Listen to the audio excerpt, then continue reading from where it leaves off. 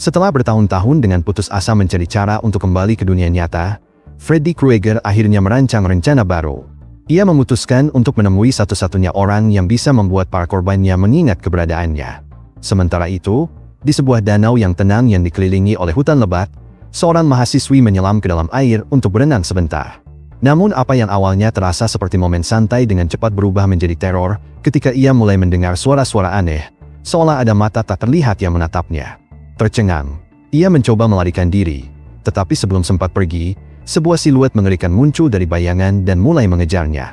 Dalam pelarian paniknya, ia tersandung dan jatuh, menyadari dengan ngeri bahwa ia tidak lagi mengenali tempat di sekitarnya. Menahan napas, ia mencoba tetap diam agar tidak membocorkan persembunyiannya. Saat itulah sosok itu memperlihatkan dirinya. Itu adalah Jason Voorhees. Dengan gerakan cepat dan brutal, ia menancapkan parang ke tubuh gadis itu, dan akhirnya, dia pun habis.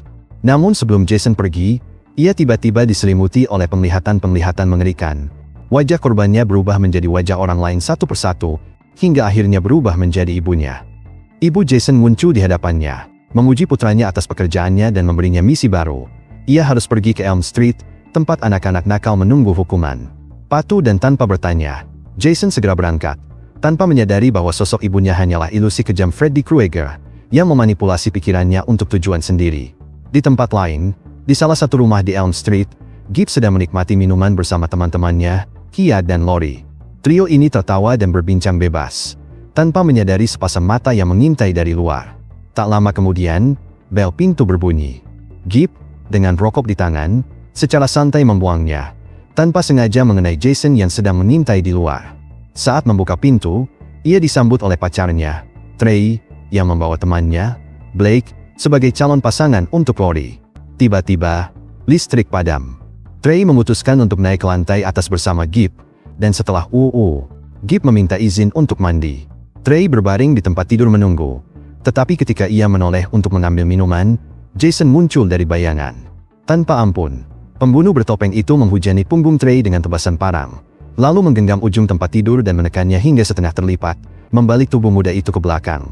Dan akhirnya, dia pun habis. Tertarik oleh suara-suara itu, Gibbs mendekati pintu, gelisah saat melihat darah merembes di bawah celahnya.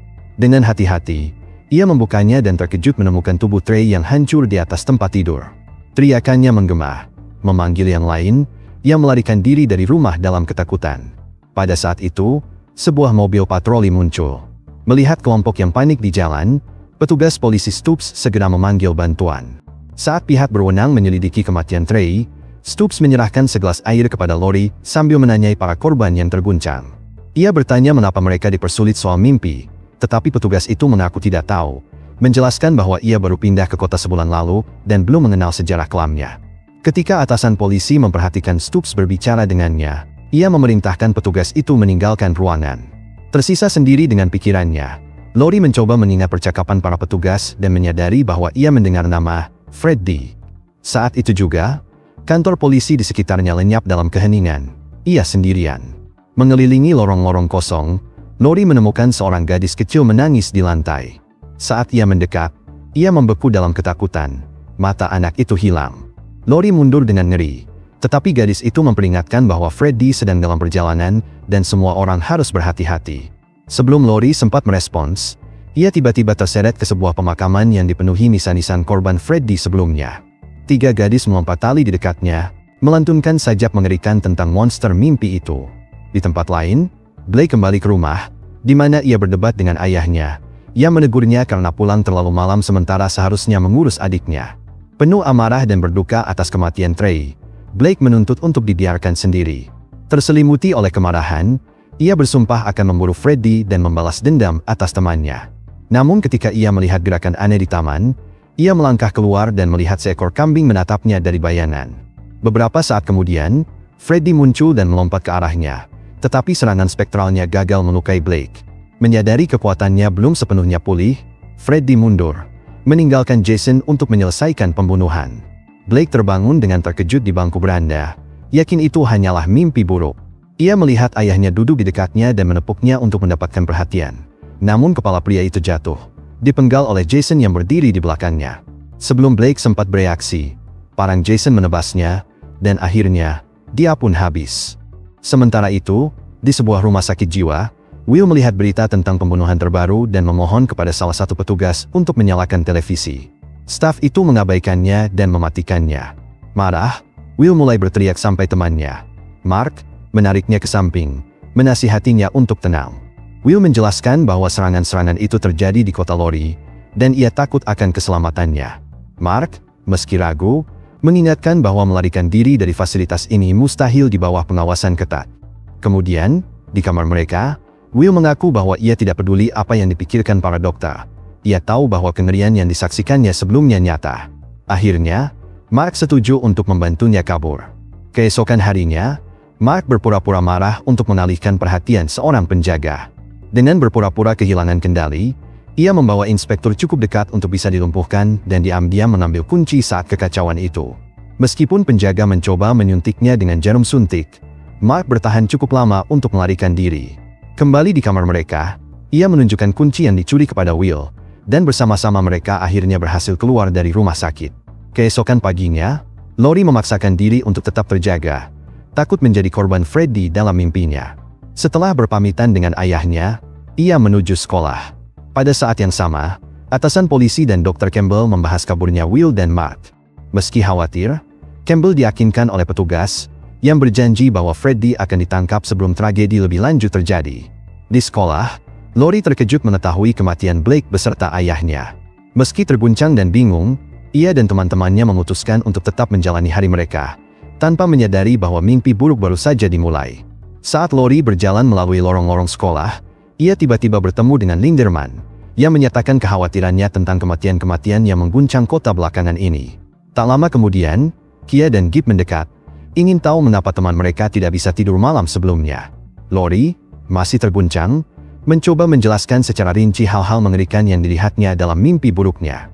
Pada saat itu juga, Mark muncul, dengan tegas menyatakan bahwa sosok yang Lori lihat tidak lain adalah Freddy Krueger, monster mimpi yang kejam dan tanpa ampun. Hampir seketika, Will melangkah maju, meminta Mark untuk tidak menakut-nakuti yang lain dengan ceritanya.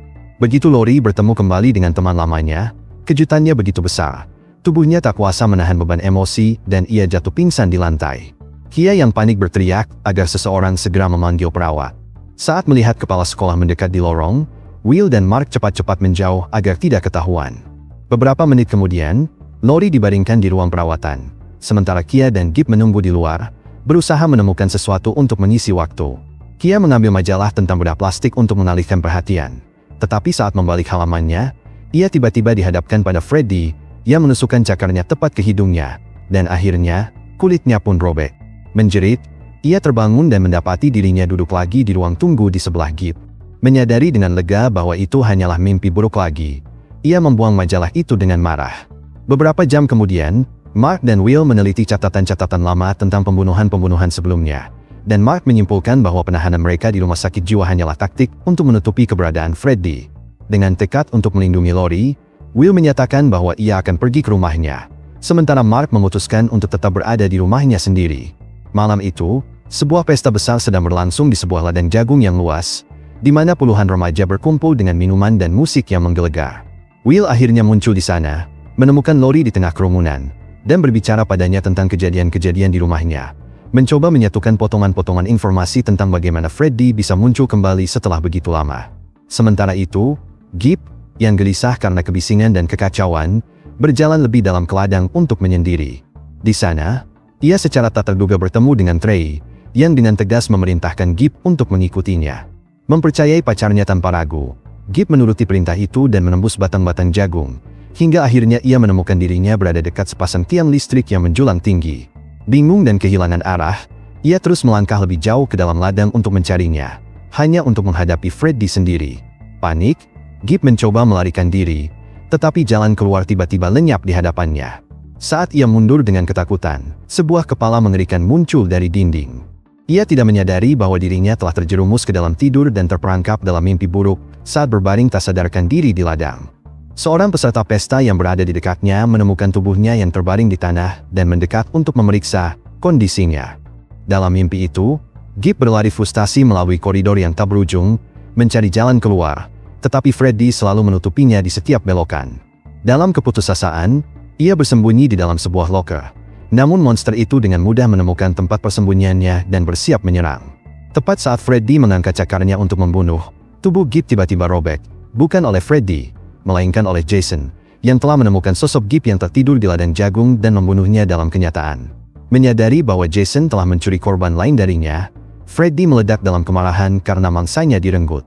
Setelah menyingkirkan Gibb, Jason melemparkan tubuhnya yang habis hidupnya dan mengalihkan perhatiannya kedua siswa mabuk yang berada di dekatnya.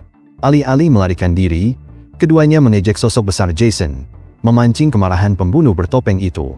Jason meledak, menangkap salah satu dari mereka dan memutar kepalanya sepenuhnya dengan tangan kosong.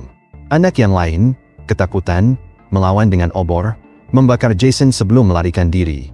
Namun api itu tidak menghentikannya. Mengayunkan parangnya, Jason memburu mangsanya, meninggalkan jejak api melalui ladang jagung saat mengejar. Remaja yang melarikan diri itu berusaha mencapai kerumunan untuk keselamatan. Tetapi terpangkas dalam sekejap, senjata Jason yang terbakar menembus tubuhnya. Kekacauan meledak ketika para siswa ketakutan berhamburan ke segala arah. Meski beberapa dengan bodohnya mencoba melawan. Jason membabat siapapun yang berada dalam jangkauannya, menebas puluhan orang dengan kejam dan efisien. Di tengah kekacauan itu, salah satu tong minuman keras pecah, menumpahkan alkohol ke tubuhnya dan memadamkan api yang menempel. Melarikan diri dari pembantaian, Lori dan teman-temannya tersandung pada mayat Gibb. Terkejut dan takut mereka akan menjadi korban berikutnya, mereka berlari ke van milik Will, naik ke dalam dan melaju menjauh dari pesta. Di belakang mereka, Jason terus melanjutkan terornya, membunuh siapapun yang terlalu dekat. Untuk memastikan keselamatan teman-temannya, Will mengantar mereka satu persatu pulang. Sebelum berpisah dengan Lori, ia mengungkapkan kebenaran tentang keluarganya.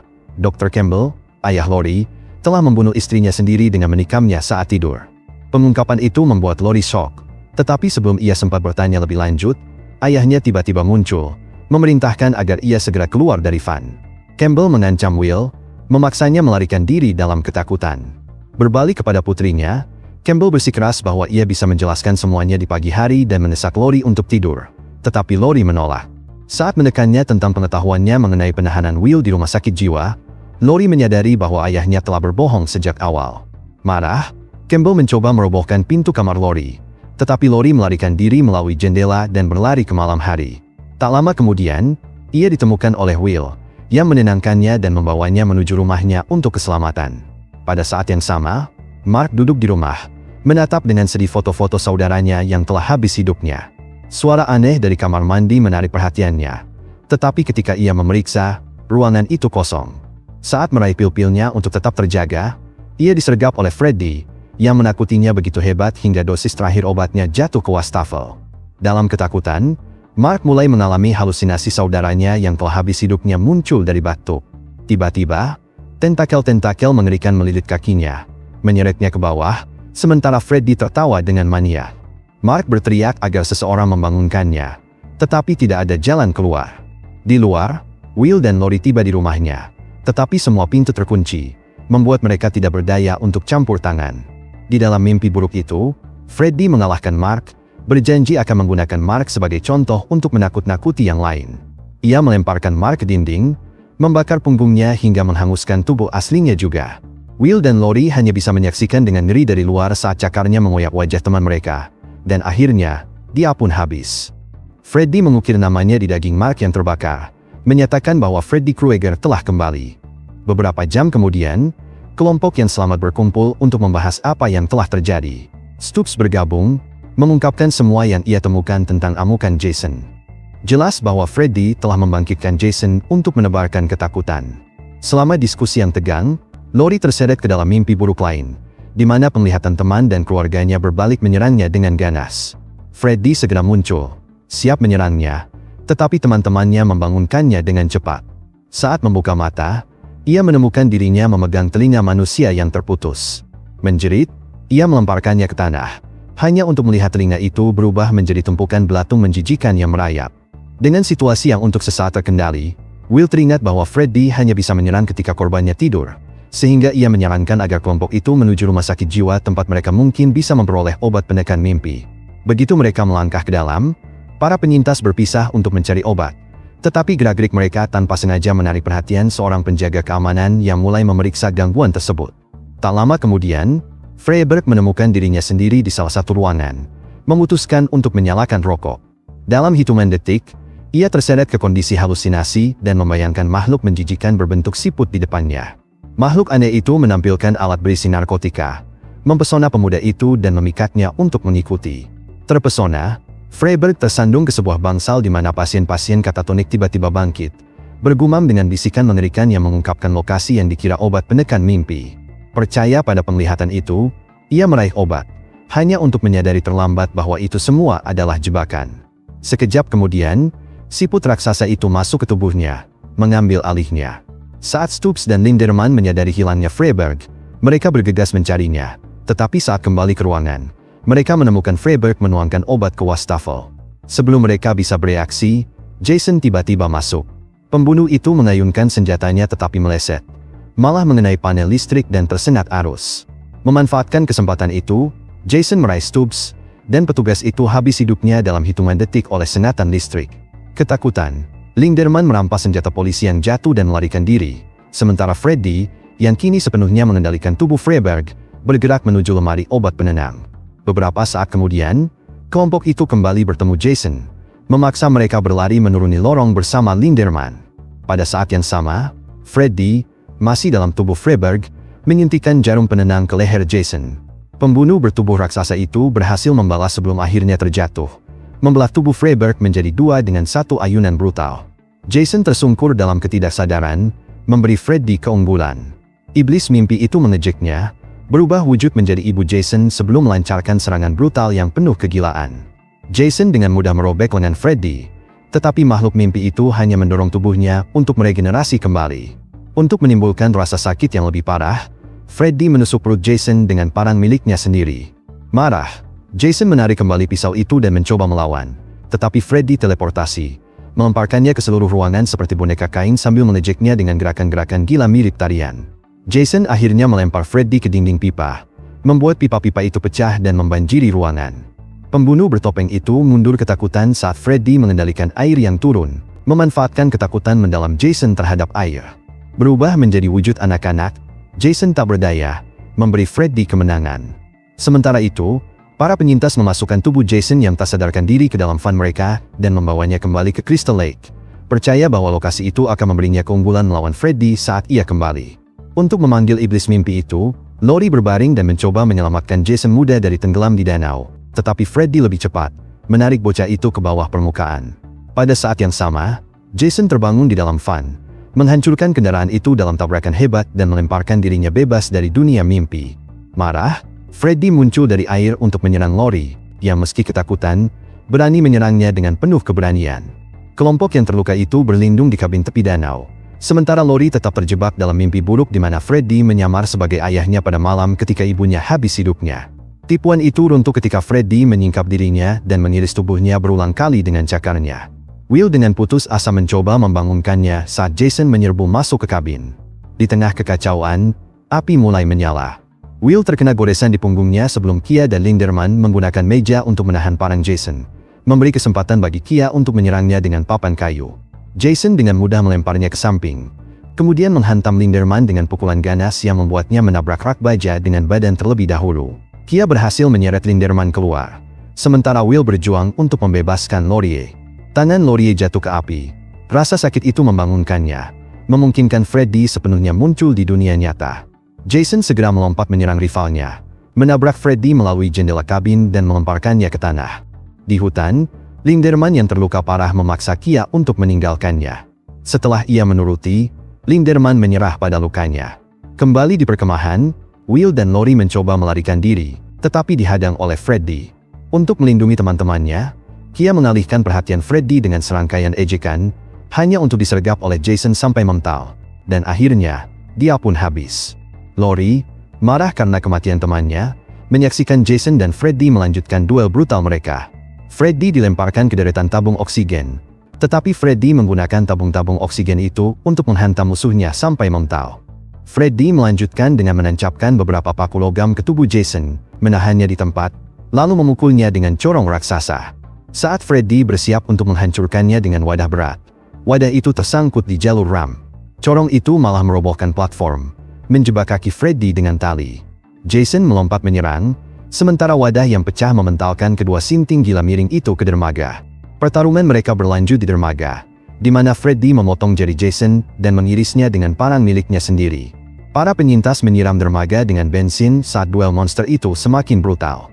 Freddy menusuk mata Jason dengan cakarnya, tetapi Jason menusuk tubuh Freddy dengan tangan kosongnya. Tepat saat itu, Lori menyalakan dermaga, memicu ledakan besar yang melempar kedua sinting gila miring itu ke danau. Mengira semuanya berakhir, Will dan Lori kembali menuju dermaga, hanya untuk melihat Freddy muncul kembali. Sebelum ia sempat menyingkirkan mereka, Jason muncul kembali dan menancapkan Freddy dengan lengan yang telah terputus. Memanfaatkan kesempatan itu, Lori mengambil parang Jason, dan akhirnya, kepala Freddy pun putus, mengakhiri mimpi buruk sekali dan untuk selamanya. Ia kemudian melempar senjata itu kembali ke danau, agar tenggelam bersama tubuh Jason. Film Freddy vs. Jason berakhir dengan para penyintas berjalan pergi. Tetapi beberapa jam kemudian, Jason muncul dari kedalaman danau, memegang kepala Freddy yang terputus di tangannya, dan akhirnya, dia pun tersenyum, menandakan bahwa perjuangannya sama sekali belum selesai. Tonton alur cerita film lainnya dengan mengklik layar sebelah kiri.